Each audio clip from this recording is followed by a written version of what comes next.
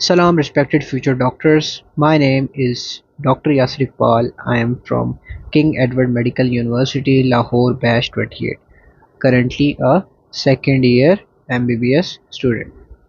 I am the sole owner of the platform named Quantum Chemist. अच्छा जी, सबसे पहले ना हम लोग उन कॉन्सेप्ट्स को टारगेट करेंगे जिन कॉन्सेप्ट्स के थ्रू आपकी ऑर्गेनिक केमिस्ट्री की जो बेसिक्स हैं वो स्ट्रांग हो जाएंगी। और हमारी जो मास्टर क्लास है बेसिकली उसका जो सबसे पहला और सबसे इम्पॉर्टेंट टॉपिक है that is regarding the relationship between the energy and stability. ठीक है, अब अगर आपको मैं डायरेक्टली इनका रिलेशनशिप बताऊं तो वो ये है कि एक मॉलिक्यूल या कोई भी कंपाउंड या कोई भी एटम उसके अंदर अगर एनर्जी हम कहते हैं ना कि ज़्यादा है तो इसका क्या मतलब होता है। इसका मतलब ये होता है कि उसके अंदर टेंडेंसी टू रिएक्ट ये भी क्या होगी, ज़्यादा, क्योंकि लॉजिकल बात है जितनी उसके अंदर एनर्जी ज़्यादा होगी तो उसके अंदर टेंडेंसी टू रिएक्ट जो है वो ज़्यादा होगी। और जितनी उसके अंदर टेंडेंसी टू रिएक्ट ज़्यादा होगी ऑब्वियस बात है कि वो उसकी स्टेबिलिटी जो है, स्टेबिलिटी वो कितनी होगी, कम हो जाएगी। क्यों? एक चीज़ जो स्टेबल होती है दैट मीन्स कि वो इनर्ट होती है। ठीक है, और जो चीज़ इनर्ट होती है वो तो रिएक्ट नहीं करती ना। अब जिसकी एनर्जी ज़्यादा हुई उसकी टेंडेंसी टू रिएक्ट ज़्यादा हुई, और जिसकी टेंडेंसी टू रिएक्ट ज़्यादा हुई उसकी लॉजिकली स्टेबिलिटी कम हुई। ठीक है, वो रिएक्ट कर जाएगा, वो स्टेबल नहीं होगा। तो ये हम लोगों ने लॉजिकली समझ लिया कि एनर्जी और स्टेबिलिटी का आपस में क्या रिलेशनशिप है। तो हम लोग क्या कह सकते हैं, इससे हम लोग एक और बात डिराइव कर सकते हैं कि जो एनर्जी है वो डायरेक्टली प्रोपोर्शनल है टू रिएक्टिविटी। ठीक हो गया, जितनी उसके अंदर एनर्जी ज़्यादा है, स्टेबिलिटी कम है, तो ऑब्वियस बात है कि रिएक्टिविटी उसकी ज़्यादा हो जाएगी। अच्छा जी, अब हम लोग चलते हैं इसी कॉन्सेप्ट के एक और एस्पेक्ट की तरफ, and that is really important about the graphical analysis of this topic. And अब हम लोग समझते हैं कि इसको ग्राफिकली हम कैसे एनालाइज करेंगे। देखो, एक रिएक्टेंट है और ये प्रोडक्ट है, ये रिएक्टेंट है एंड दिस इज़ प्रोडक्ट। ठीक है, और ये एनर्जी लेवल को डिनोट कर रहा है। ठीक है, ये वाई एक्सिस पे आप एनर्जी लेवल ले रहे हो और यहाँ पर आप जो है वो रिएक्शन ले रहे हो कि रिएक्शन जो है वो चल रहा है। ठीक है, सेम फॉर दिस। अब देखो, रिएक्शन चलता है और यहाँ से रिएक्टेंट से प्रोडक्ट बनता है। सेम इसी तरह यहाँ भी रिएक्टेंट से प्रोडक्ट बनता है। ठीक है, अब यहाँ पर देखो कि ये जो रिएक्टेंट है आपके पास that is at a higher energy level, जबकि जो प्रोडक्ट है that is at a lower energy level. अब जब रिएक्टेंट से प्रोडक्ट में कन्वर्जन होगी तो आप बेसिकली हाई एनर्जी से जा रहे हो इनटू लो एनर्जी। तो ऑब्वियस बात है कि यहाँ पर जो एनर्जी है वो रिलीज होगी। ठीक है, एनर्जी विल बी रिलीज्ड। और यहाँ पर रिलेशनशिप देखें जो सबसे ज़्यादा इम्पोर्टेंट है। रिलेशनशिप ये है कि जो रिएक्टेंट है, ठीक है, reactant that is at high energy level ना, तो दैट विल बी अनस्टेबल। ठीक है, इसको आप कंपैरेटिवली अनस्टेबल कहोगे, इसको आप कहोगे रिएक्टिव। यही कॉन्सेप्ट हम लोग ऊपर पढ़ के भी आए हैं कि energy is directly proportional to reactivity. और जो प्रोडक्ट है, ठीक है, product here will be stable compared to the reactant and it will be inert compared to the reactant। ठीक हो गया। अब इसका दूसरा एस्पेक्ट देखें कि अगर रिएक्टेंट एक लोअर एनर्जी स्टेट पर होता और प्रोडक्ट एक हायर एनर्जी स्टेट पर होता और एक ऐसा रिएक्शन कैरी आउट होता तो इसमें क्या होगा। देखिए, इसमें हम लोग जो है ना वो मूव कर रहे हैं from low energy state to a high energy state. तो ऑब्वियस बात है जब आप लो से हाई एनर्जी की तरफ जा रहे हो तो रिएक्टेंट को एनर्जी दोगे ना, तभी तो वो हाई एनर्जी वाले प्रोडक्ट में कन्वर्ट होगा। तो अब देखो, यहाँ पर ये सिस्टम होगा कि यहाँ पर जो एनर्जी है दैट विल बी गेन्ड। ठीक है, एनर्जी जो है वो गेन होगी।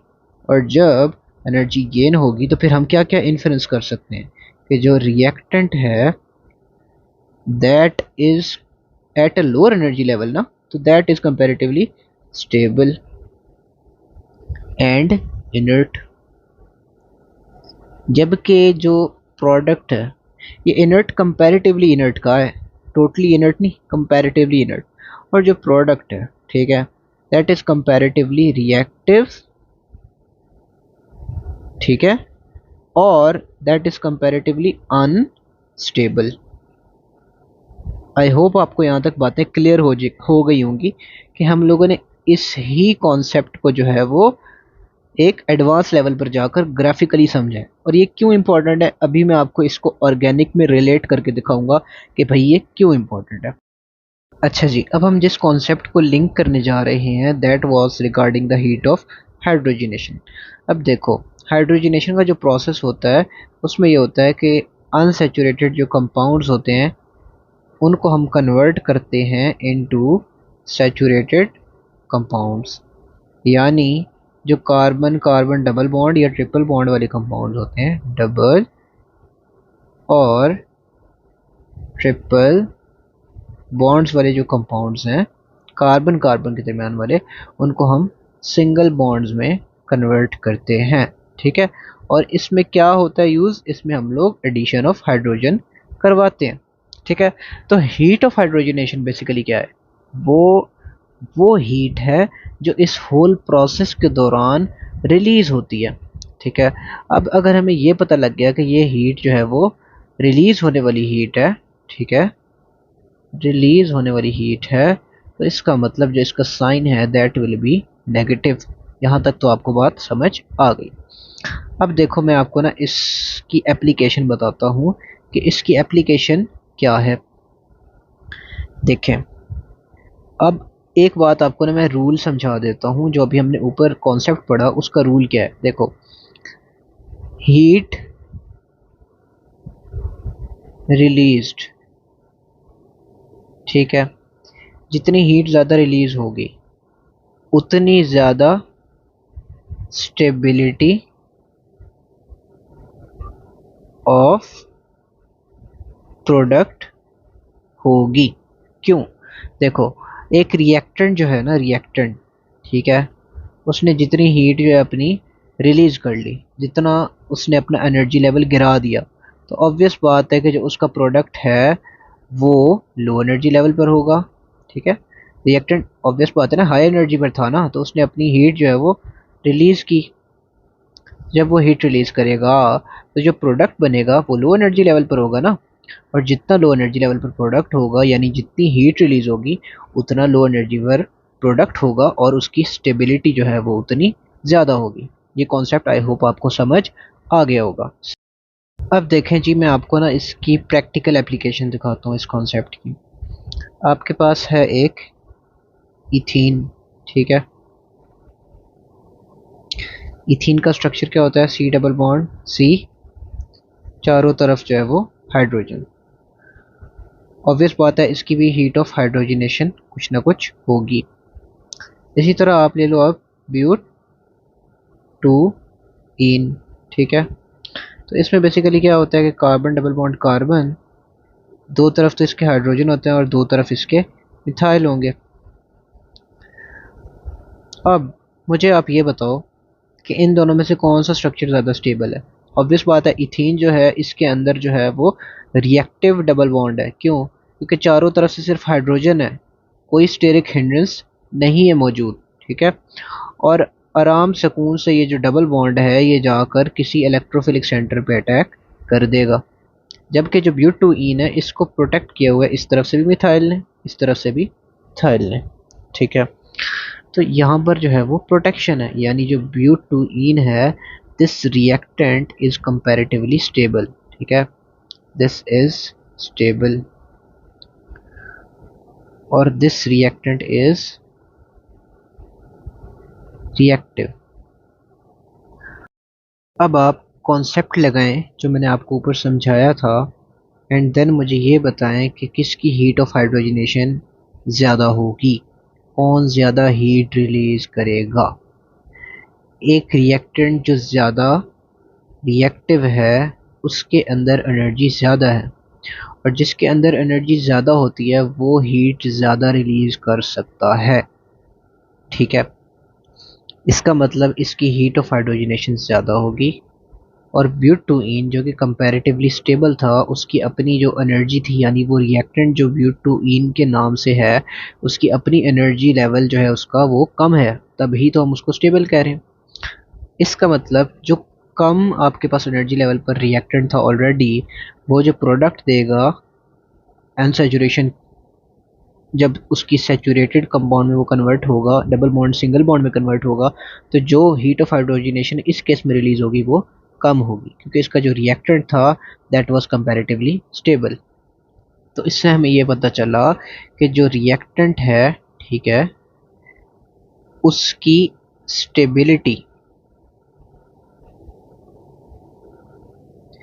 It is inversely proportional to delta H of hydrogenation. ठीक है, हीट ऑफ हाइड्रोजनेशन जितनी आपके पास ज़्यादा है, इसका मतलब ज़्यादा हीट रिलीज हुई, और ज़्यादा हीट तब ही रिलीज होगी जब रिएक्टेंट जो है वो कम स्टेबल था, रिएक्टेंट हाई एनर्जी लेवल पर था। और ऑब्वियस बात है, जब आप इसका वाइस वर्सा लगाओगे कि अगर रिएक्टेंट जो है, अगर रिएक्टेंट की स्टेबिलिटी बहुत ज़्यादा थी, यानी वो एक लो एनर्जी लेवल पर था, तो ऑब्वियस बात है वो हीट भी कम रिलीज कर सकेगा। तो ये वो कॉन्सेप्ट था जिस कॉन्सेप्ट को आपको समझना बहुत इंपॉर्टेंट था। क्यों? क्योंकि इस तरह के एमसीक्यूज जो टैकल करने होते हैं, जिनमें हीट ऑफ हाइड्रोजनेशन की वैल्यूज़ भी आपको दी जा सकती हैं और फिर पूछा जा सकता है कि किसकी ज़्यादा और किसकी कम, तो वहाँ पर आपको इस कॉन्सेप्ट की एप्लीकेशन आनी चाहिए। ठीक हो गया? Okay, so now we are starting with the concept of the electrophiles and nucleophiles. This is a really important concept in terms of organic chemistry because it is involved in almost all the mechanisms involved in the reactions of organic chemistry. Start करते हैं जी सबसे पहले concept of electrophile से। ठीक है, electro में जो word electro है, this comes from electron and phile means loving। ठीक है, यानी इसको इलेक्ट्रॉन्स की नीड है, और अगर इसको इलेक्ट्रॉन्स की नीड है, इसका मतलब इसको नेगेटिव चार्ज चाहिए स्टेबल होने के लिए। अगर इसको नेगेटिव चार्ज चाहिए तो फिर क्या क्या कंडीशन हो सकती हैं, ये खुद क्या होगा? ऑब्वियस बात है, या तो इसके ऊपर पार्शियल पॉजिटिव चार्ज आया हुआ है, या इसके ऊपर कंप्लीट पॉजिटिव चार्ज आया हुआ है, तब ही तो इसे नेगेटिव चार्ज चाहिए, इलेक्ट्रॉन चाहिए in order to neutralize and gain stability. ठीक हो गया? नेक्स्ट अब हम लोग चलते हैं जी एग्जांपल्स पर कि भाई ये पार्शियल पॉजिटिव चार्ज में और कंप्लीट पॉजिटिव चार्ज में क्या क्या एग्जांपल्स हो सकती हैं।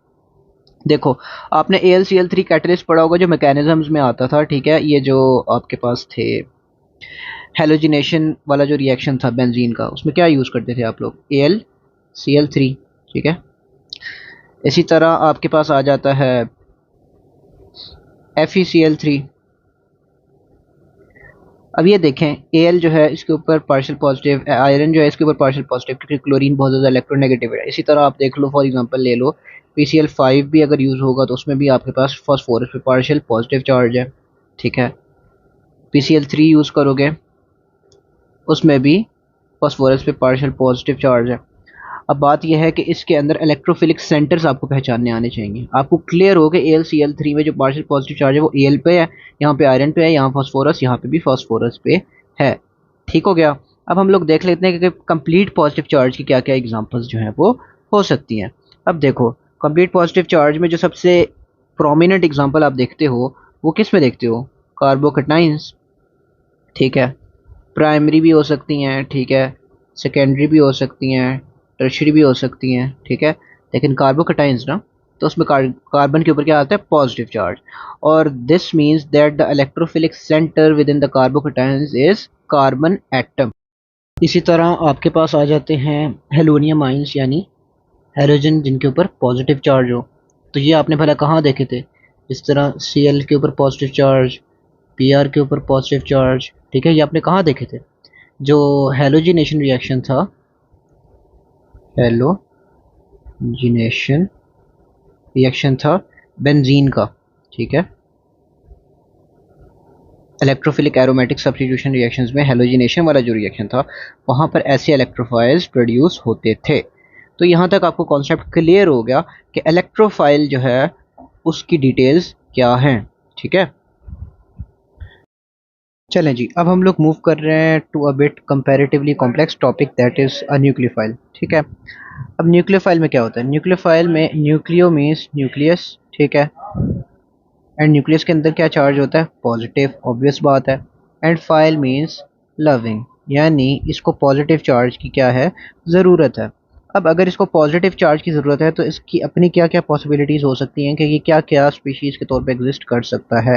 तो nucleophile can be partial negative, it can be complete negative charge, it can be a lone pair, ठीक है, it can be a double और ट्रिपल बॉन्ड।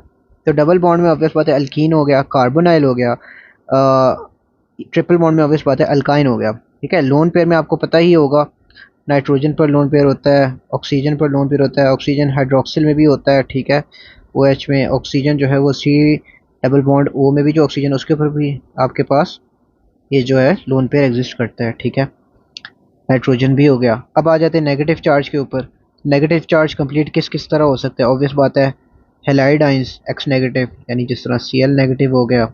ठीक है, और similarly N H two negative, ठीक है, ये भी आपके पास जो है वो एक न्यूक्लियोफाइल के तौर पे काम करेगा। अब यहाँ पर देखें पार्शियल नेगेटिव चार्ज, इसकी सबसे famous example is the Grignard reagent itself.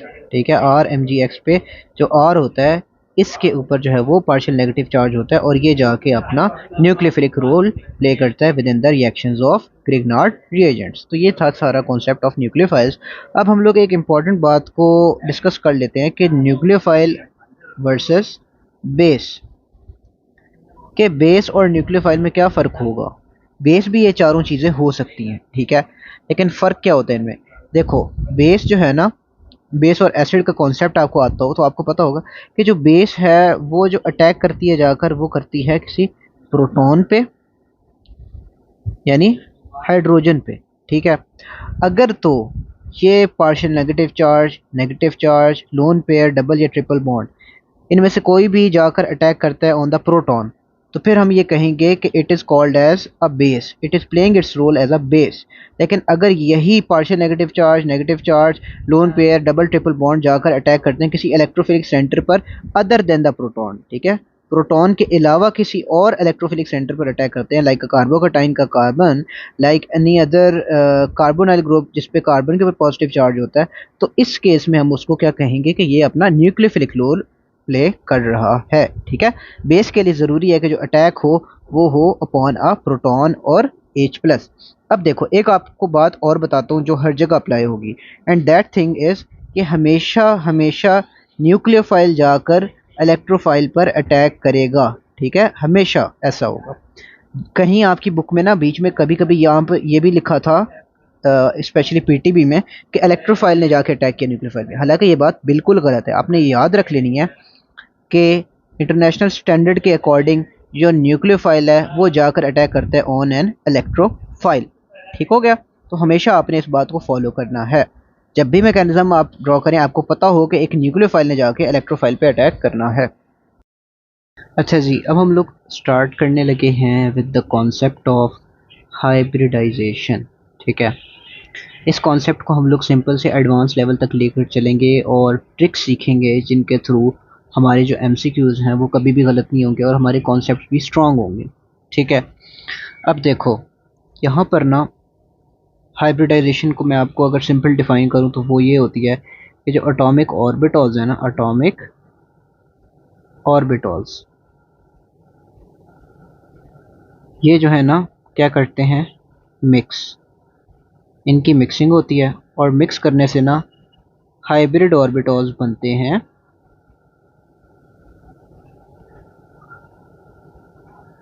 जिनकी आपस में सेम शेप और सेम एनर्जी होती है, और इन दोनों के दरमियान का जो आपस का डिफरेंस होता है that is in terms of shape and energy. अब फॉर एग्जांपल हाइब्रिड ऑर्बिटल्स की क्या क्या एग्जांपल हो सकती है, जिस तरह sp3 हो गया, एक s और 3 p ऑर्बिटल्स के मिलने से बनता है। sp2 हो गया, एक s और 2 p से मिलता है। sp हो गया, एक s और एक p ऑर्बिटॉल से मिलके बनता है। ठीक हो गया। अब इनका जो टोटल सम आता है वो क्या आता है कि भाई एक sp3 का हाइब्रिड ऑर्बिटॉल है, ठीक है, तो उसका सम क्या होगा कि वो कितने ऑर्बिटॉल से मिलके बना है। एक s है और 3 p है, तो क्या आया सम 4। यहाँ पे एक s है और 2 p है, यानी ये 3 ऑर्बिटॉल से मिलके बना हुआ एक हाइब्रिड ऑर्बिटॉल है। और एक s और एक p है, यानी ये 2 ऑर्बिटॉल से मिलके बना हुआ एक हाइब्रिड ऑर्बिटॉल है। अब ये नंबर्स आपने याद रखने हैं। अच्छा जी, अब हम लोग ये देखते हैं कि हाइब्रिडाइजेशन जो है वो किस एटम की होती है। देखो, विद इन द मॉलिक्यूल अगर कोई एटम है ना, ये सिर्फ उस एटम की हाइब्रिडाइजेशन होगी विद इन द मॉलिक्यूल जो एटम क्या कंडीशन पूरी करे, 2 और मोर बॉन्ड्स। ठीक है, अगर तो उसने 2 या 2 से ज़्यादा बॉन्ड्स बनाए हुए हैं तब ही वो एटम हाइब्रिडाइज होगा। ठीक है, तो ये बात आपको पता होनी चाहिए। देन इसका हम फार्मूला देखते हैं कि किस फार्मूला के थ्रू हम लोग हाइब्रिडाइजेशन को फाइंड कर सकते हैं। डायरेक्ट याद रखने वाला सिस्टम नहीं, आपको मैं डायरेक्ट फार्मूला बताता हूँ कि किस फार्मूला से हमें पता चलेगी। देखो, नंबर ऑफ सिग्मा बॉन्ड्स, ठीक है, sigma bonds plus number of lone pairs, ठीक है, plus number of negative charge. ठीक है, ये टोटल हमारे पास है फार्मूला। इसका जो आंसर आएगा वो हमें बताएगा कि उस एटम की हाइब्रिडाइजेशन क्या है। अब इसको हम लोग स्टार्ट करते हैं from a simple molecule that is methane, CH4। आपको पता है कार्बन है, इसकी हाइब्रिडाइजेशन फाइंड करनी है। हाइड्रोजन तो हाइब्रिडाइज होगा ही नहीं ना कभी भी, क्योंकि देखो ये वाली जो कंडीशन है 2 या 2 से ज़्यादा बॉन्ड्स वाली, तो ये तो कभी हाइड्रोजन पूरी कर ही नहीं सकता। इस वजह से हम लोग कार्बन को देखेंगे। अब कार्बन की क्या हाइब्रिडाइजेशन होगी, देखो इसने 4 सिग्मा बॉन्ड्स बनाए हुए हैं, कार्बन ने 4 सिग्मा बॉन्ड्स बनाए हैं, इसके पास 0 लोन पेयर हैं, इसके पास 0 नेगेटिव चार्ज है। आंसर क्या आया 4, और 4 का मैंने क्या बताया था sp3। ठीक हो गया। अब moving towards a complex molecule, for example एक कार्बोनाइल ग्रुप है, ये कार्बोनाइल, और इस तरफ कोई भी एटम अटैच है, चाहे ये एल्डिहाइड है चाहे ये कीटोन है। अब इसमें क्या अप्लाई होगा, देखो ये जो कार्बन है, अब अगर हमने इसकी हाइब्रिडाइजेशन फाइंड करनी है तो एक तो इसने ये सिग्मा बॉन्ड बनाया हुआ है ऑक्सीजन के साथ, और लेफ्ट और राइट पे भी एक एक सिग्मा बॉन्ड है, यानी total number of sigma bonds 3 हैं। लोन पेयर 0 हैं और नेगेटिव चार्जेस भी 0 हैं, यानी आंसर क्या आया 3, और इसका मतलब होता है sp2। ठीक है, अब इसी कार्बोनाइल के अंदर अगर आपने ऑक्सीजन की फाइंड करनी हो हाइब्रिडाइजेशन, क्यों, देखो ऑक्सीजन जो है ना, ऑक्सीजन उसने कितने बॉन्ड्स बनाए हुए हैं, 2 बॉन्ड्स बनाए हुए हैं ना, तो हमारी कंडीशन तो यहाँ पूरी है 2 बॉन्ड्स बनाने वाली या उससे ज़्यादा बॉन्ड्स बनाने वाली। तो 2 बॉन्ड्स अगर ऑक्सीजन ने बनाए हुए हैं तो ये भी हाइब्रिडाइज तो होगा। अब देखो इसके ऊपर इसने कितने सिग्मा बॉन्ड्स बनाए ऑक्सीजन ने, ऑब्वियस बात है एक ही सिग्मा बॉन्ड बनाया with the carbon atom. Lone pair कितने हैं इसके पास, 2 लोन पेयर्स हैं, तो एक सिग्मा बॉन्ड हो गया, 2 लोन पेयर्स हो गए, और आपके पास नेगेटिव चार्ज इस पर नहीं है 0, तो आंसर फिर भी क्या आया 3, और इसका मतलब हुआ sp2। ठीक है, अब हम लोग देखते हैं जी नाइट्राइल फैमिली। नाइट्राइल फैमिली में कार्बन का ट्रिपल बॉन्ड होता है विद नाइट्रोजन, और लेफ्ट साइड पे कोई ना कोई अल्काइल ग्रुप जुड़ा है, लाइक एक बॉन्ड जो है यहाँ बना हुआ है। अब इस कार्बन एटम ने कितने सिग्मा बॉन्ड्स बनाए हैं, 2 सिग्मा बॉन्ड्स बनाए हैं, कितने लोन पेयर हैं 0, कितने नेगेटिव चार्ज हैं 0, आंसर क्या आया 2, इसकी हाइब्रिडाइजेशन क्या होगी sp। अब हम देखते हैं कि इसी के अंदर इस नाइट्रोजन एटम की क्या हाइब्रिडाइजेशन है। नाइट्रोजन की भी है ना, क्योंकि इस नाइट्रोजन ने तो 3 बॉन्ड बनाए। हमने कहा था कि मिनिमम भी 2 या 2 से ज़्यादा बॉन्ड्स की कंडीशन हो, तो ऑब्वियस बात है यहाँ पे जब नाइट्रोजन ने 3 बॉन्ड्स बनाए हैं तो उसको भी हाइब्रिडाइज तो करेंगे। अब उस नाइट्रोजन ने एक सिग्मा बॉन्ड बनाया है, प्लस लोन पेयर कितने हैं, इसके बाद एक लोन पेयर है। ठीक है, क्योंकि बाकी 3 बॉन्ड्स बनाए ना, नाइट्रोजन के आउटर मोस्ट में 5 इलेक्ट्रॉन होते हैं, 3 तो यहाँ बॉन्डिंग में यूज हो गए कार्बन के साथ, और 2 यहाँ पर लोन पेयर की फॉर्म में एक पड़ा है, तो यहाँ पे एक लोन पेयर हो गया, और नेगेटिव चार्ज कितने 0, आंसर फिर से क्या है 2, आंसर इज sp। ठीक है, तो दिस इज द मेथड के जिस मेथड के थ्रू आप हाइब्रिडाइजेशन को समझ सकते हो। जहां भी कोई मॉलिक्यूल है आप फौरन देखते साथ बता दोगे कि ये इसकी हाइब्रिडाइजेशन है। अब हम लोग थोड़ा सा कॉम्प्लेक्स मॉलिक्यूल प्रैक्टिस करते हैं।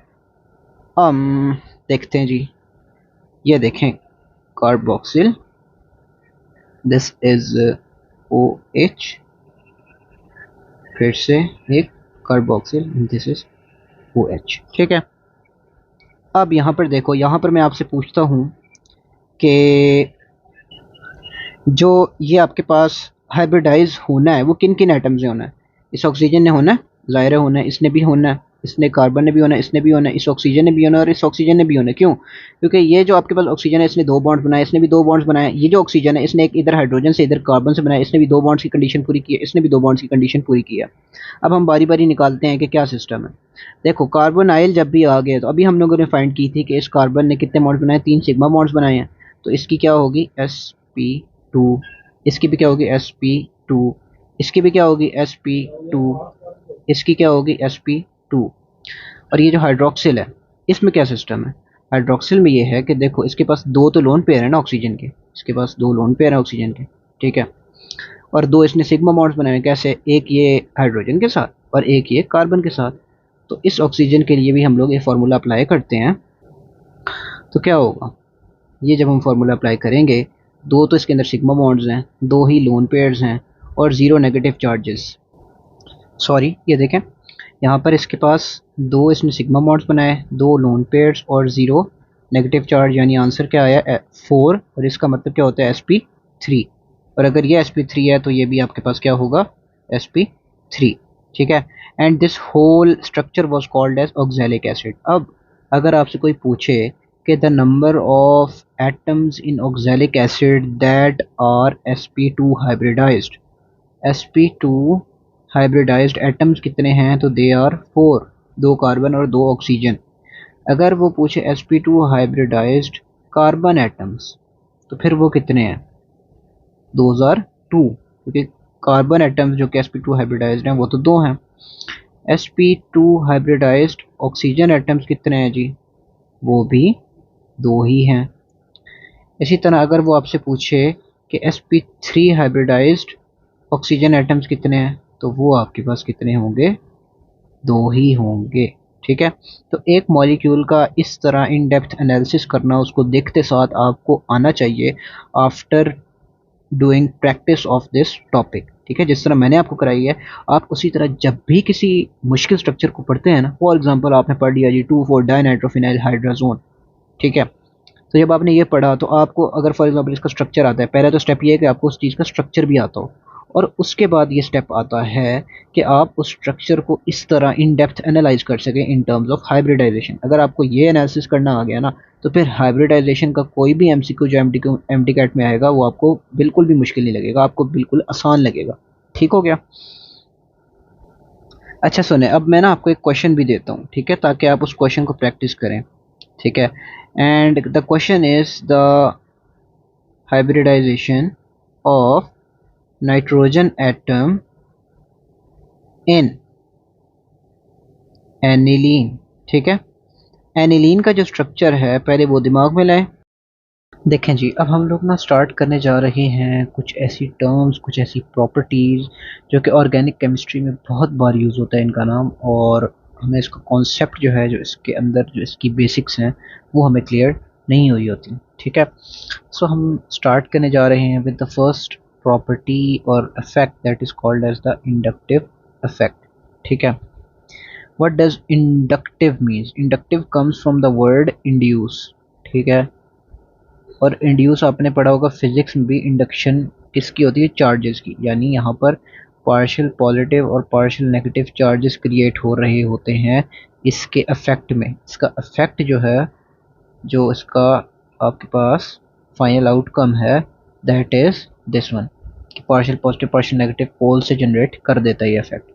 अब देखो, इंडक्टिव इफेक्ट को अगर आपने किसी लाइन में एक्सप्लेन करना हो तो इसको क्या कहोगे, इसको आप ये कहोगे कि inductive effect is the displacement of electrons, ठीक है, डिस्प्लेसमेंट ऑफ इलेक्ट्रॉन्स टूवर्ड्स, अब इलेक्ट्रॉन्स किसकी तरफ जाते हैं, ऑब्वियस बात है टूवर्ड्स मोर इलेक्ट्रोनेगेटिव एटम, ठीक है। जो एटम ज़्यादा इलेक्ट्रोनेगेटिव होगा उसकी तरफ इलेक्ट्रॉन्स की डिस्प्लेसमेंट को हम लोग क्या कहते हैं, इंडक्टिव इफेक्ट कहते हैं। आई होप आपको अब समझ आई होगी कि इसकी जो लॉजिकल बेसिस है वो क्या है। अब देखते हैं जी इंडक्टिव इफेक्ट कितनी किस्मों का होता है जी। Inductive effect is of two types, ठीक है, दो इसकी टाइप्स होती हैं। एक इसकी टाइप है पॉजिटिव इंडक्टिव इफेक्ट, एक इसकी टाइप है नेगेटिव इंडक्टिव इफेक्ट, ठीक है। अब जो पॉजिटिव इंडक्टिव इफेक्ट होता है ये इलेक्ट्रॉन्स को अपने से दूर धकेलता है। क्या मतलब? पॉजिटिव का मतलब कि अपने से दूर की तरफ धकेलेगा। आपने ना फिजिक्स में पढ़ा होगा कि जो नेगेटिव साइन होता है ना, दैट इज फॉर अट्रैक्शन, ठीक है। आपने फिजिक्स में भी ये बात पढ़ी होगी कि नेगेटिव साइन आता है तो उसका मतलब अट्रैक्शन को हम शो कर रहे हैं। इसी तरह पॉजिटिव साइन को अगर आप रिपल्जन समझ रहे हैं तो आपको खुद ही याद रहेगा पॉजिटिव आई इफेक्ट या प्लस आई इफेक्ट या positive inductive effect is basically electron donating inductive effect, ठीक है। जबकि जो नेगेटिव इंडक्टिव इफेक्ट है that is electron withdrawing inductive effect. ठीक हो गया? ये बातें आई होप आपको क्लियर हो गई होंगी। और अब आपको मैंने टेक्निक भी बता दी किससे याद रहेगा कि प्लस आई इफेक्ट का क्या रोल है और नेगेटिव आई इफेक्ट का क्या रोल है। अब हम लोग ना इसकी एग्जांपल समझ लेते हैं। देखो, पहली बात तो ये है कि जो इंडक्टिव इफेक्ट ना that is a permanent effect. जिस तरह बाकी आपके पास है ना इफेक्ट्स, इस तरह रेजोनेंस का इफेक्ट है, वो मतलब ना एक टेम्परेरी मोमेंट पे होते हैं, एक मोमेंट पे हर मोमेंट पे वो चेंज होता जाता है। लेकिन इंडक्टिव इफेक्ट ऐसा इफेक्ट है जो कॉन्टीन्यूसली होता चला जा रहा है। सो इसकी एक इम्पॉर्टेंट प्रॉपर्टी आपको मैं अगर बताऊं तो दैट विल बी के it is a permanent effect, ठीक है। किसी मोमेंट पे ये रुक नहीं रहा, ये मतलब होता चला जा रहा है। देन इसकी और डिटेल्स में हम जाते हैं। देखो, अब प्लस आई इफेक्ट जो है, प्लस आई इफेक्ट ये कौन कौन शो कर रहा होगा? प्लस आई इफेक्ट आपके पास सबसे जो इसकी अच्छी एग्जांपल है ना that is the alkyl group, ठीक है। अल्काइल ग्रुप जो है वो पॉजिटिव इंडक्टिव इफेक्ट शो करता है।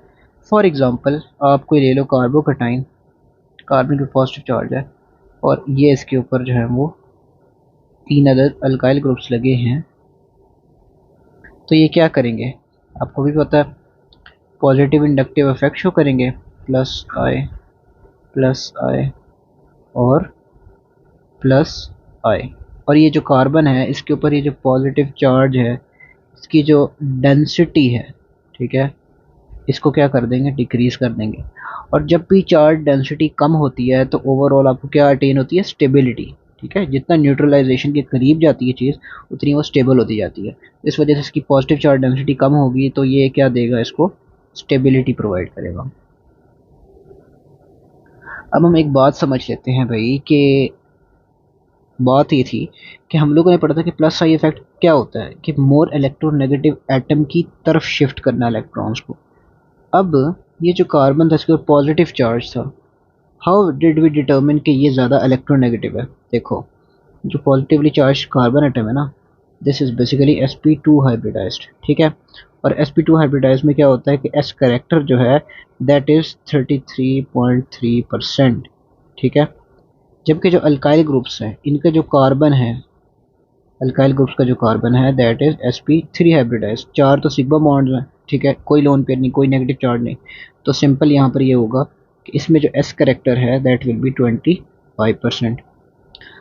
अब जब आपको ये पता लगा जिसका एस करेक्टर ज़्यादा होता है ना, एस करेक्टर वो डायरेक्टली प्रोपोर्शनल होता है टुवर्ड्स द इलेक्ट्रोनेगेटिविटी, ठीक है। अब इस कार्बन जो है इसका एस करेक्टर ज़्यादा है तो इसकी इलेक्ट्रोनेगेटिविटी ज़्यादा है, जो इलेक्ट्रॉन्स की नेट डिस्प्लेसमेंट है वो इस कार्बन के टुवर्ड्स होगी। इस वजह से हम कहते हैं कि जो अल्काइल ग्रुप हैं वो पॉजिटिव इंडक्टिव इफेक्ट शो करते हैं। ठीक हो गया? यहाँ तक बात आप क्लियर हो गई। अब अल्काइल ग्रुप्स का पॉजिटिव इंडक्टिव इफेक्ट जो है उसको एक दूसरी रीज़न भी जस्टिफाई करती है and that is the effect of hyperconjugation, ठीक है। और वो अभी हम लोग इसको डिटेल में समझेंगे कि किस तरह वो जो है आपको अफेक्ट करती है, इस अल्काइल ग्रुप्स के इंडक्टिव इफेक्ट को एक्सप्लेन करती है। अब हम आ जाते हैं जी नेक्स्ट बात की तरफ, starting with the negative inductive effect. इसमें क्या होता है भाई? इसमें ये होता है, इसमें भी वही होता है कि मोर इलेक्ट्रोनेगेटिव एटम की तरफ इलेक्ट्रॉन्स पुश होते हैं, लेकिन जो नेगेटिव इंडक्टिव इफेक्ट है वो शो कौन करेगा? ऑब्वियस बात है, जो अपनी तरफ इलेक्ट्रॉन्स को विदड्रॉ कर सकता है उसकी इलेक्ट्रोनेगेटिविटी ज़्यादा होती है, और वही नेगेटिव इंडक्टिव इफेक्ट शो करता है ना। जिसकी अपनी इलेक्ट्रोनेगेटिविटी कम होती है तो वो दूसरे की तरफ इलेक्ट्रॉन को धकेलेगा जो ज़्यादा इलेक्ट्रोनेगेटिव है, ठीक है। और फिर वो कौन सा इफेक्ट शो करेगा? प्लस आई इफेक्ट, जिस तरह अल्काइल ग्रुप हो गए। अब यहाँ पर आ जाए नेगेटिव इंडक्टिव इफेक्ट। तो नेगेटिव इंडक्टिव इफेक्ट में ये होता है कि जो मोर इलेक्ट्रोनेगेटिव एटम है वो अपनी तरफ खींच रहा होता है, और ये अब कौन शो करता है ये अब हम इसकी एग्जांपल देते हैं। For example the best examples are halogen atoms, ठीक है। अब हैलोजेंस जो हैं लाइक फ्लोरीन, क्लोरीन, ब्रोमीन वगैरह, ये आपके पास इलेक्ट्रॉन्स को अपनी तरफ खींच रहे होते हैं। तो ये कौन सा इफेक्ट शो करेंगे? नेगेटिव इंडक्टिव इफेक्ट, ठीक है। और जो आपके पास अल्काइल ग्रुप्स हैं उनमें जो आपके पास इलेक्ट्रोनेगेटिविटी या कम है, इस वजह से हम कहते हैं कि वो कौन सा इफेक्ट शो करेंगे? पॉजिटिव इंडक्टिव इफेक्ट, ठीक है। चलें जी, अगला हमारा इम्पोर्टेंट जो कॉन्सेप्ट है that is regarding conjugation. Conjugation को अगर आपको मैं ना सिंपल अल्फाज में बताऊं तो कॉन्जुगेशन क्या होती है? देखें, सिग्मा बॉन्ड्स के अलावा कौन कौन सी एंटिटीज़ एग्जिस्ट करती हैं? पॉजिटिव चार्ज एग्जिस्ट करता है, नेगेटिव चार्ज एग्जिस्ट करता है, ठीक है, लोन पेयर एग्जिस्ट करता है, पॉजिटिव नेगेटिव लोन पेयर, ठीक है। और लोन पेयर के अलावा आ गया डबल बॉन्ड एंड आ गया ट्रिपल बॉन्ड, ठीक है। तो ये 5 एंटिटीज़ हैं जो एग्जिस्ट करती हैं except for the sigma bond. तो सिग्मा बॉन्ड के अलावा 5 एंटिटीज़ होती हैं। अब इनमें से कोई भी एंटिटी जब अल्टरनेट करेगी किसी भी एंटिटी के साथ, लाइक दरमियान में सिग्मा बॉन्ड आना चाहिए, like separated by sigma bond, कोई सी दो एंटिटीज जब आपस में अल्टरनेट करेंगी, ठीक है, लाइक ये आपके पास कोई भी एंटिटी हो सकती है इन 5 में से, और ये वाला जो है ये भी आपके पास इन 5 में से कोई भी एंटिटी हो सकती है, जबकि जो बीच में सेपरेशन है इनके वो होगी एक सिग्मा बॉन्ड से, सिग्मा बॉन्ड। तो इसे हम कहेंगे कॉन्जुगेशन। फॉर एग्जांपल आपको मैं समझाता हूँ। Positive charge sigma bond positive charge, this is conjugation. Positive charge sigma bond negative charge, this is conjugation. Positive charge sigma bond double bond, this is conjugation. Positive charge sigma bond lone pair, this is also conjugation, ठीक है। तो जब भी एक sigma bond separate कर रहा हो कोई सी भी दो एंटिटीज़ को, चाहे वो दो एंटिटीज़ यहाँ पर देखें आप, चाहे वो सेम हो, चाहे वो दो एंटिटीज़ आपस में डिफरेंट हों लेकिन सेपरेटेड बाय सिग्मा बॉन्ड हो, तो इसको हम लोग कहेंगे, इस इफेक्ट को हम लोग कहेंगे कॉन्जुगेशन, ठीक हो गया।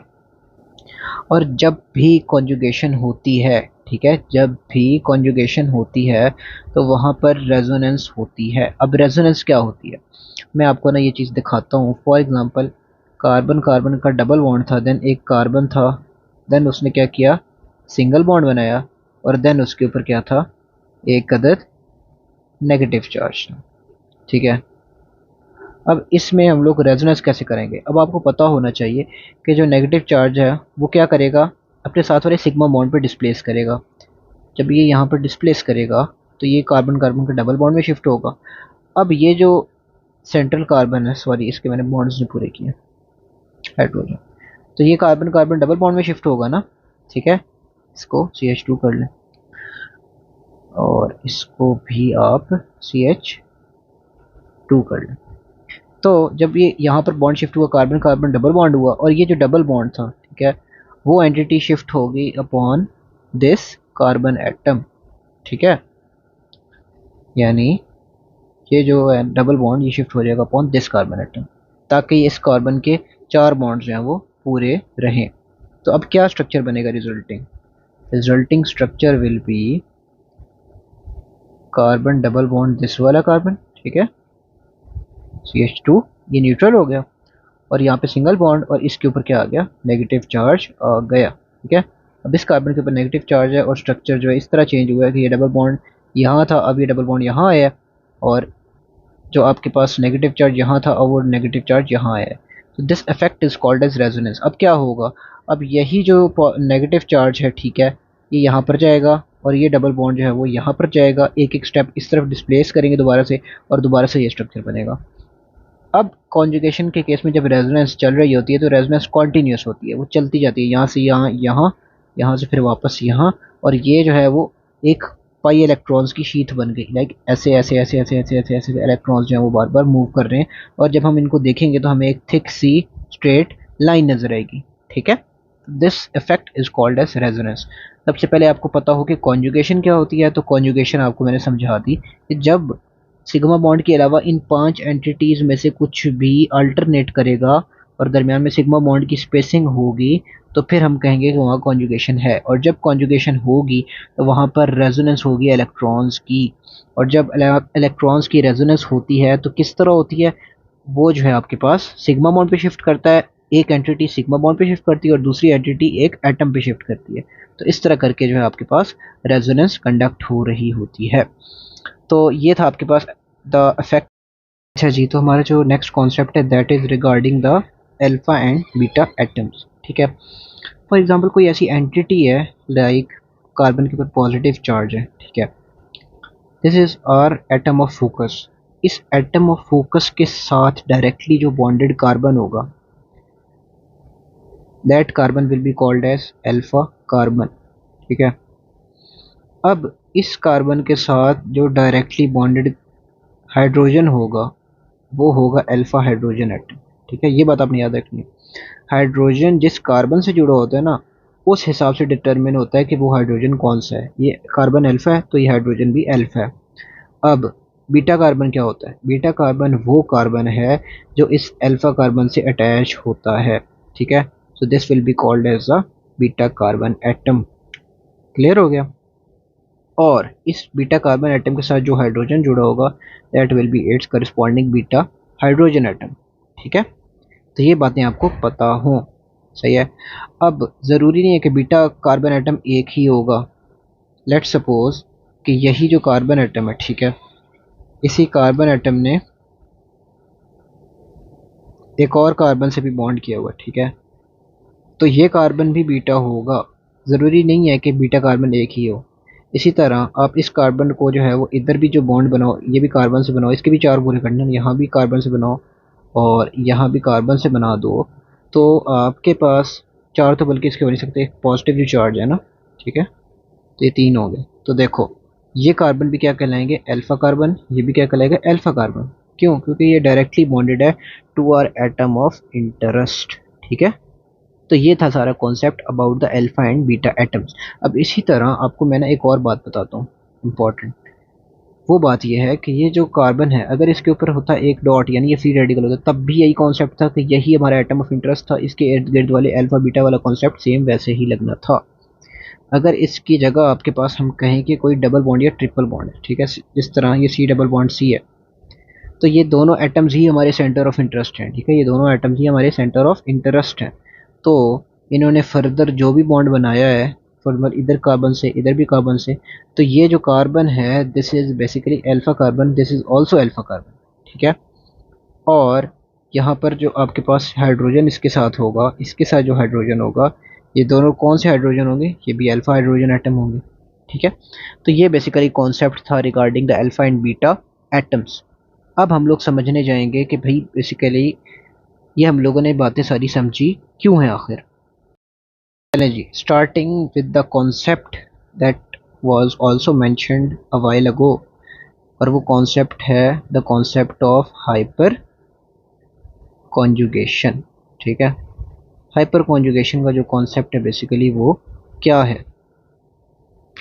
देखो, जो हाइपर कॉन्जुगेशन का कॉन्सेप्ट है, सबसे पहले हम समझ लेते हैं कि हाइपर कॉन्जुगेशन जो नाम है, इसके और भी कोई नाम है कि नहीं। इसको हम कहते हैं नो बॉन्ड रेजोनेंस। अब नाम सुन के आपने भाग नहीं जाना, ठीक है, सुने। और सिग्मा बॉन्ड रेजोनेंस, अभी हम इसको ब्रेक करके सिंपल अल्फाज में समझेंगे कि इसका मतलब क्या था। ठीक है, देखो हाइपर कॉन्जुगेशन कहाँ कहाँ पर होती है। अब आपको अगर मैं एग्जांपल्स दूँ मोटी मोटी, तो वो कार्बोकटाइंस, ठीक है, कार्बोकैटायंस के बाद क्या आते हैं भाई? Free radicals. इसी तरह क्या आते हैं जी? Alkenes, alkynes. ठीक है, आपके पास अल्काइल बेंजीन। ठीक हो गया। तो ये आपके पास सारा जो कंडीशंस थी कि हाइपर कॉन्जुगेशन कहाँ कहाँ हो रही है। अब हम ना इसको प्रैक्टिकली समझते हैं, ड्रॉ करके समझ के कि भाई ये हाइपर कॉन्जुगेशन बेसिकली हो कैसे रही है। अच्छा, ये स्ट्रक्चर देखें। आपके पास एक कार्बोकैटाइन है, ठीक है। कार्बन के ऊपर पॉजिटिव चार्ज है, सेंटर ऑफ इंटरेस्ट ये है। यहाँ तो हाइड्रोजन लगे हैं, तो ये तो कोई अल्फा बीटा नहीं होंगे, डायरेक्ट यहाँ पे कार्बन लगा है। This carbon is alpha carbon, this is the alpha hydrogen, this is the alpha hydrogen and this is the alpha hydrogen. अब देखो, हाइपर कॉन्जुगेशन में ये होता है कि अल्फा कार्बन और अल्फा हाइड्रोजन का जो बॉन्ड है दैट रेजोनेट्स। ठीक है, ऑल्दो इनके दरमियान सिग्मा बॉन्ड है, लेकिन जो हाइपर कॉन्जुगेशन का इफेक्ट है वो इफेक्ट ही ये है कि जो सिग्मा बॉन्ड है between the alpha carbon and alpha hydrogen वो रेजोनेट करता है। और वो कैसे रेजोनेट करता है, अभी हम लोग ये सीखते हैं कि भाई इसको रेजोनेट कैसे करवाना है। ठीक है, अच्छा ये देखें, ये जो बॉन्ड है ना, ये शिफ्ट किस तरफ होगा? ये उस तरफ शिफ्ट होगा जहां हमारा सेंटर ऑफ इंटरेस्ट वाला एटम है, उसके बॉन्ड के दरमियान शिफ्ट होगा। ठीक है, साथ वाला सिग्मा बॉन्ड इसकी तरफ शिफ्ट होगा। अब क्या होगा, रिजल्टिंग जो स्ट्रक्चर है वो कैसा बनेगा? अब इसके ऊपर पॉजिटिव चार्ज था, ये पॉजिटिव चार्ज खत्म होगा, न्यूट्रलिटी आ जाएगी। और जब न्यूट्रलिटी आ जाएगी, इसको हम रिमूव कर देते हैं, तो यहाँ पर क्या आ जाएगा? बेसिकली एक अदद डबल बॉन्ड आ जाएगा। ठीक है, और ये जो बॉन्ड जो शिफ्ट हुआ था इसको रिमूव कर दो। ठीक है, और यहाँ पर जो है वो बिल्कुल माइन्यूट सी अट्रैक्शन होंगी बिटवीन दिस हाइड्रोजन। ये हाइड्रोजन यहीं पड़ा रहेगा। ठीक है, और इस हाइड्रोजन के यहाँ पड़े रहने के साथ साथ इसके ऊपर पॉजिटिव या पार्शियल पॉजिटिव चार्ज होगा, और इस पर डिबेट है कि इसके ऊपर कंप्लीट पॉजिटिव होगा या पार्शियल पॉजिटिव होगा। अब देखें, इनके दरमियान कुछ कुछ इंट्रैक्शंस हैं, ये यहीं पर प्रोटॉन पड़ा हुआ है, ये दूर नहीं जाता, और यहाँ पे डबल बॉन्ड हो गया, और this basically effect is called as hyperconjugation. अब इसी तरह ये होगा, ये वापस आएगा। ठीक है, अब यहाँ पर वापस आएगा और दोबारा से ये इंटर कन्वर्जन हो गया और ये वाला स्ट्रक्चर बन जाएगा। अब हमें एक बात समझ नहीं आई कि यार इसका हमें फ़ायदा क्या हो रहा है। इससे हमें फ़ायदा ये हो रहा है कि ये जो सी एच बॉन्ड है, पहले ये सी एच बॉन्ड इधर जाएगा, बारी बारी वापस आएगा, इधर जाएगा, ये वाला सी एच बॉन्ड भी, ये वाला सी एच बॉन्ड भी। क्यों? कि अल्फा कार्बन और अल्फा हाइड्रोजन के दरमियान यहाँ पे तीन तीन इस तरह के बॉन्ड्स हैं जो अल्फा कार्बन अल्फा हाइड्रोजन के दरमियान के, ये वाला, ये वाला, ये वाला, ये तीनों बारी बारी जो है ना यहाँ पर शिफ्टिंग करेंगे इस तरह। और इससे हमें बेसिकली फ़ायदा क्या हो रहा है कि इससे फ़ायदा ये हो रहा है कि इतनी स्पीडीली ये शिफ्टिंग हो रही है कि इस कार्बन के ऊपर जो पॉजिटिव चार्ज डेंसिटी है, ठीक है, पॉजिटिव चार्ज की जो डेंसिटी है वो क्या हो रही है? कम होती जा रही है, क्योंकि यहाँ पर आपके पास बॉन्ड बार बार शिफ्ट हो रहा है। बहुत कम ऐसे इंस्टेंट्स आते हैं जिस पर ये जो पॉजिटिव चार्ज है ये अलग से पॉजिटिव चार्ज के तौर पे प्रेजेंट होता है, वरना ये वाला स्ट्रक्चर भी ज़्यादा टाइम जो है वो प्रेजेंट होता है। ठीक हो गया, तो ये बात है। अब हमें क्या बात समझ आई भाई? मैंने ऊपर आपको बोला था कि हाइपर कॉन्जुगेशन जो है वो इफेक्ट को एक्सप्लेन करती है। किस इफेक्ट को? Positive inductive effect of alkyl groups को। तो अब तो आपको समझ आप ही गई होगी। देखो, कार्बन के ऊपर पॉजिटिव चार्ज है ना, इसके ऊपर ये अल्काइल लगा हुआ था। ठीक है, तीन यहाँ पे प्रोटॉन हाइड्रोजन के साथ बॉन्डेड है, और यहाँ पर जो है फॉर एग्जांपल यहाँ पर भी एक अल्काइल लगा हुआ। ठीक है, इसने भी इसी तरह तीन प्रोटॉन हाइड्रोजन के साथ बॉन्ड किया हुआ। ठीक है, और यहाँ पर जो है आपके पास एक और अल्काइल है, तो इसने भी तीन तीन हाइड्रोजन के साथ बॉन्ड किया हुआ। तो हम जो कहते थे कि भाई ये पॉजिटिव इंडक्टिव इफेक्ट शो करता है, उसकी क्या रीज़न थी? एक तो ये रीज़न थी ना कि ये जो है वो ज़्यादा इलेक्ट्रोनेगेटिव था, अपनी तरफ खींच सकता था, और ये कम इलेक्ट्रोनेगेटिव थे, being sp3 hybridised carbon atoms. ठीक है, कि इनका एस कैरेक्टर कम है। अब इसकी दूसरी रीज़न क्या है? The effect of hyper conjugation, जो अभी हमने पढ़ा कि यहाँ पर जो है वो डबल बॉन्ड डिवेलप होता है हर इंस्टेंट पर, और ये जो अल्फा कार्बन एटम्स हैं, ठीक है, ये अल्फा कार्बन है ना, ये भी अल्फा कार्बन है, ये भी अल्फा कार्बन है, ये उसके अल्फा हाइड्रोजन एटम्स हैं। ठीक है, ये मैंने पूरा ड्रॉ कर लेते हैं कि ये अल्फा हाइड्रोजन एटम। अब टोटल कितने number of alpha carbon alpha hydrogen bonds हो गए? एक, दो, तीन, चार, पाँच, छः, सात, आठ, नौ। तीन अल्काइल ग्रुप्स के नौ alpha carbon alpha hydrogen bonds हैं। यानी ये 9 के 9 बॉन्ड्स पार्टिसिपेट कर रहे हैं with in the hyper conjugation.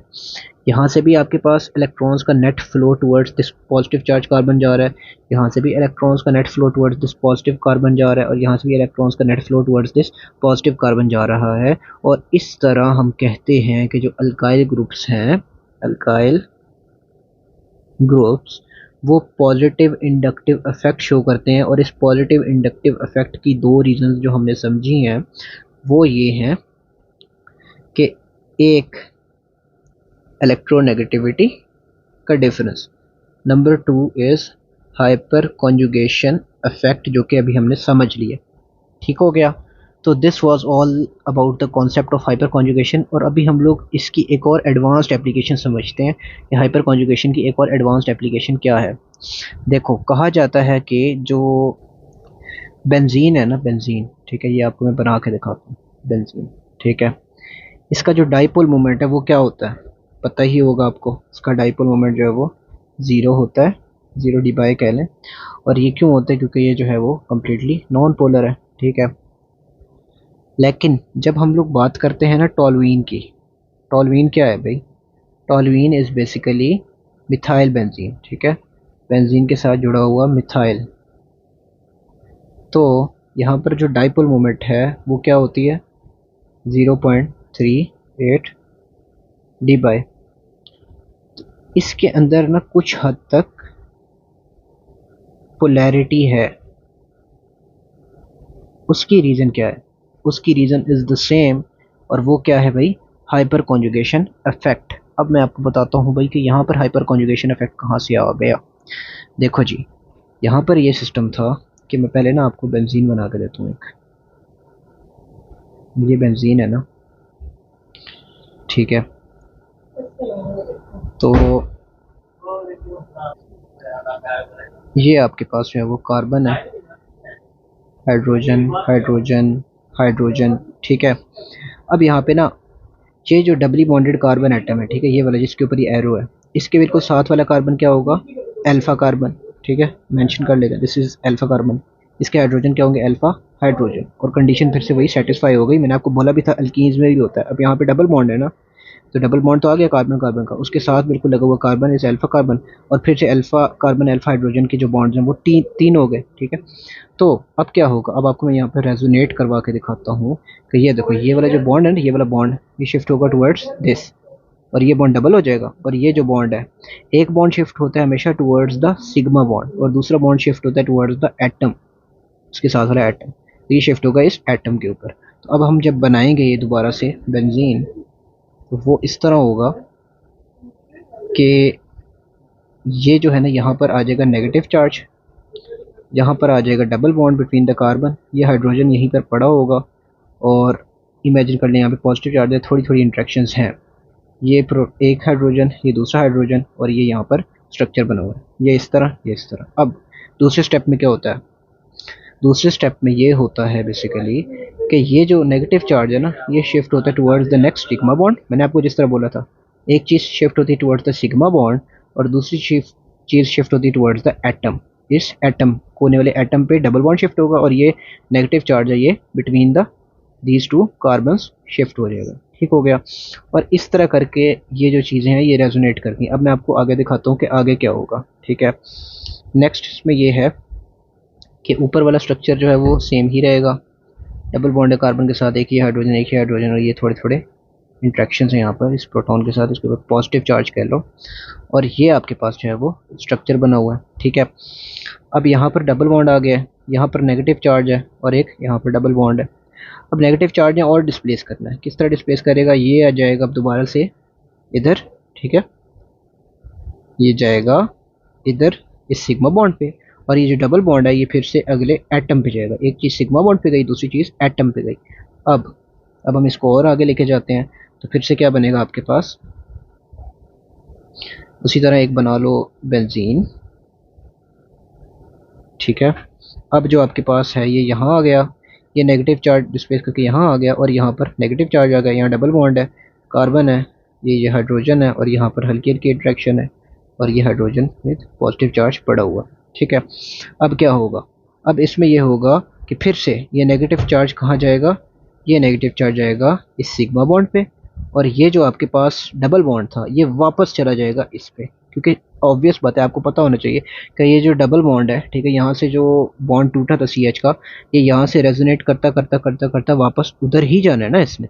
ये तो नहीं कि ये बीच में कहीं गुम जाएगा, ऑब्वियस बात है, ये रेजोनेट करता करता एक सीक्वेंस ऑफ अपने स्ट्रक्चर से गुजर कर वापस इसी स्ट्रक्चर में आएगा। तो यहाँ पर आपके पास देखें, ये यहाँ पर जो है अभी इंट्रैक्शंस वीक थी और ये एंड तक यही रहेंगी और फाइनली वापस हमें वही स्ट्रक्चर ऑब्टेन हो जाएगा।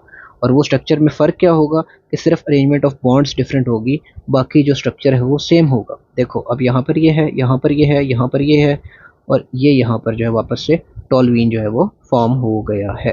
ठीक है, तो ये अब अभी तो हम लोगों ने जो पढ़ा है, ठीक है, वो अभी हमने जो पढ़ा है ये सिर्फ और सिर्फ टॉलवीन में एक alpha carbon alpha hydrogen bond को हमने सिग्मा बॉन्ड को रेजोनेट करवाया है। इसी तरह ये वाला बॉन्ड भी रेजोनेट करेगा और ये वाला बॉन्ड भी रेजोनेट करेगा।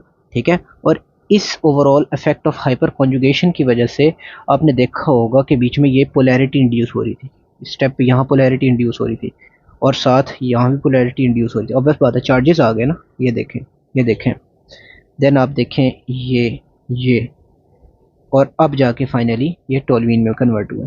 तो ये जो बीच में इंडक्शन हुई है पोलैरिटी की, इस वजह से हम लोग कहते हैं कि जो हमने ऊपर बात डिस्कस की थी कि बेंजीन जो है वो तो आपके पास क्या था, नॉन पोलर था, जबकि जो टोल्यूइन है उसमें कुछ हद तक पोलैरिटी थी, और उसकी रीज़न क्या है, basically the effect of hyperconjugation due to this alkyl group. तो ये टोटल कॉन्सेप्ट था आपके पास हाइपर कॉन्जुगेशन का। आई होप आपको क्लियर हो।